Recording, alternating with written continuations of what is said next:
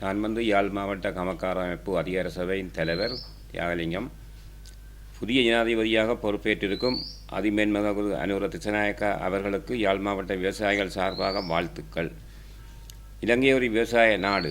இங்கு நீர்வளம் நிலவளம் உண்டு. விவசாயத்திற்கு முக்கியத்துவம் கொடுத்து எமது நாட்டில் உற்பத்தி செய்யப்படும் பொருட்களுக்கு நியாயமான விலை கிடைக்க இறக்குமதி கட்டுப்பாடு அமல்படுத்தப்பட வேண்டும்.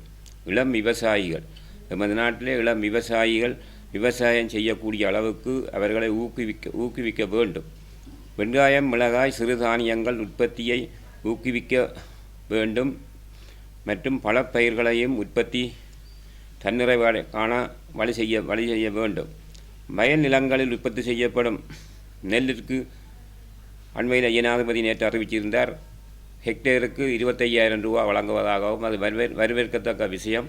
அதே மாதிரி எங்களோட மேட்டு நிலங்களிலே பயிரிடப்படும் மரக்கறிகளுக்கும் பல பயிர்களுக்கும் எங்களுக்கு மானியம் இதுவரை எந்த அரசாங்கம் எங்களுக்கு வழங்கவில்லை. உண்மையிலேயே அதை வழங்கினால் நாங்களும் அந்த மேட்டுநில மரக்கறி உற்பத்தியாளர்களும் நன்மை அடைவார்கள். நியாயமான உற்பத்தி செலவு எங்களுக்கு குறைவடையும். விவசாயிகள் உற்பத்தி செய்யப்படும் உற்பத்திகளுக்கு உற்பத்தி செலவை குறைக்க ஆவண செய்தல் போன்ற விடயங்களை தங்களின் கவனத்துக்கு கொண்டு வருகின்றோம்.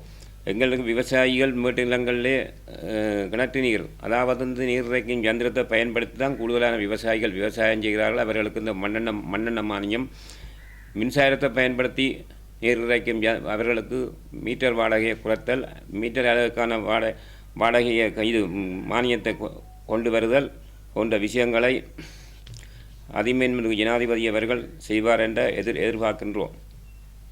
யாழ் மாவட்டத்தில் விவசாய ஆராய்ச்சி உத்தியோகத்தர்கள் இல்லை. எனவே அந்த உத்தியோகத்தர்களை யாழ் மாவட்டத்துக்கு நியமித்து விவசாய ஆராய்ச்சிகளை வளர்க்கப்படும் என்று கேட்டுக்கொள்கின்றேன்.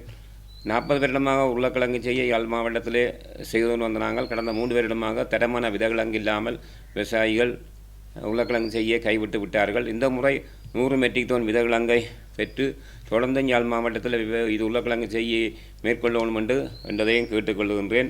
அடுத்தபடியாக வலிவடக்கு பகுதியில் மீளக்குடிய அமர்த்த வேண்டிய மக்களை குடியமர்த்தி விவசாயத்திற்குரிய நிலங்கள் அங்கே இராணுவ கட்டுப்பாடு இருக்கிறது. அந்த நிலங்களையும் விடுவிக்க வேண்டும் என்று கேட்டுக்கொள்கின்றேன்.